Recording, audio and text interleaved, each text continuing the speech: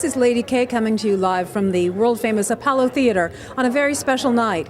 We are featuring and have just seen Dark Girls, a wonderful documentary-style film that is presented by both Channsin Berry and Bill Duke.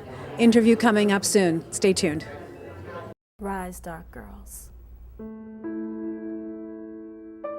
I can remember being in the bathtub asking my mom to put bleach in the water so that my skin would be lighter and so that I could escape the feelings that I had about not being as beautiful, as acceptable, as lovable.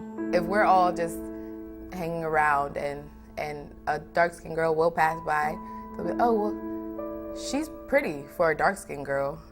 And I'm like, what is that supposed to mean?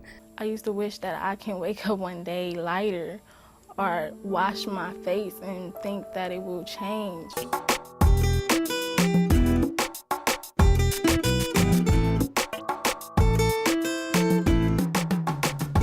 We're here at the legendary Apollo Theatre with the legend himself, Mr. Naji. Oh, thank you.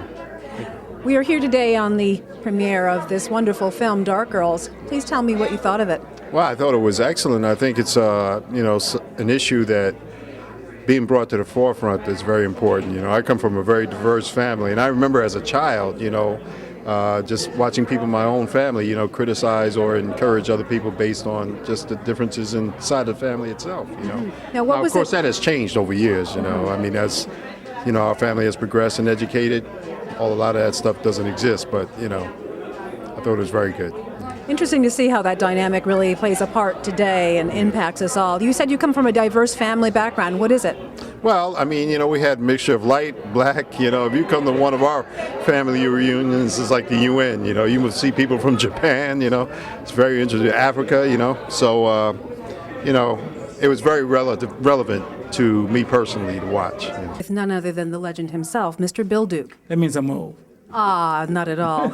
We are post-viewing of this wonderful new film, Dark Girls, and wanted to ask you a couple of questions.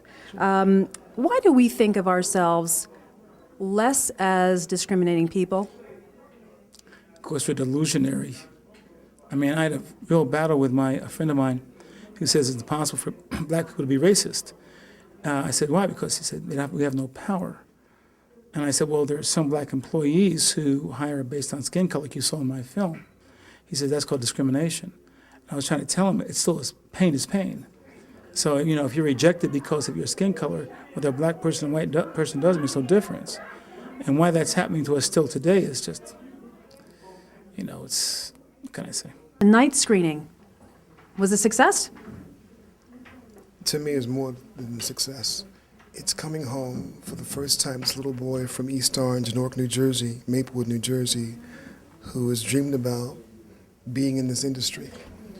And to have a film, out of all the films I've done as a documentarian of 23 years, to have this film come home and be at the Apollo is more than a humbling experience for me. I think that when grandma and mom reach out and say, ooh, child, you got some good hair, do you think deep down inside that they're saying, oh, I shouldn't have said that? I don't think there's any regret in the statement because I don't think they feel they're saying anything wrong. And that's the real issue. It's like the young lady in the film when her mother is sitting with her in the car and her friend, and they're driving. She said, oh, my daughter is so, she has wonderful lips and eyes and cheekbones.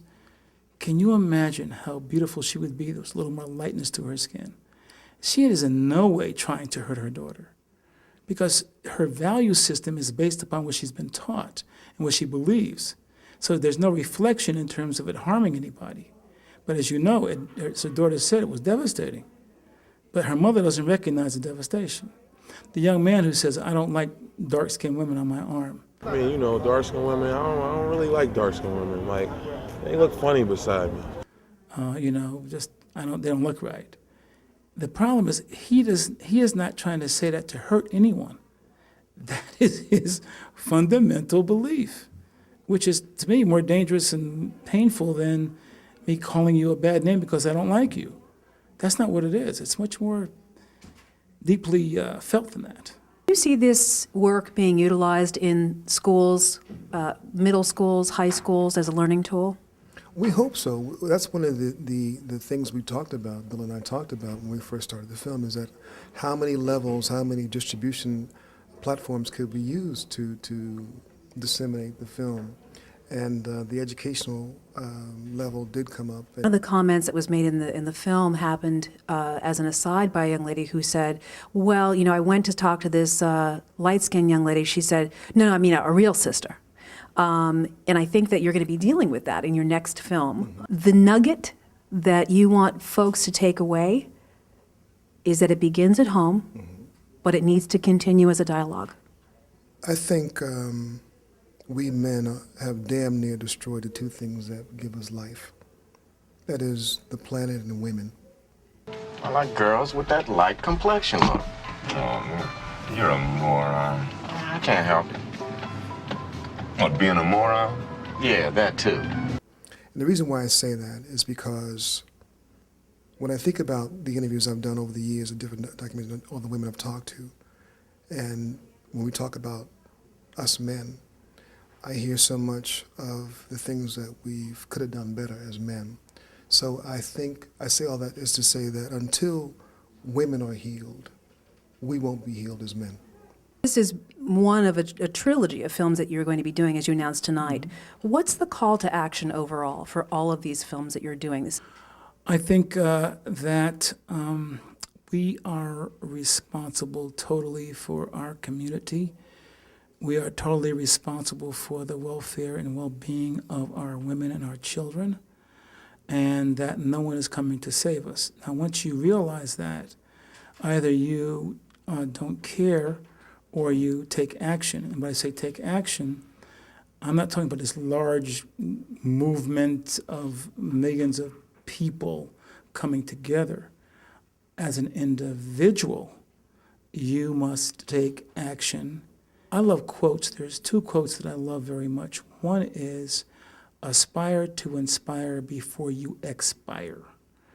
And the second one is, in your lifetime, you will never see a smaller package than a person wrapped up in themselves. This is Lady K coming to you live from the legendary Apollo Theatre, where we've just screened Dark Girls.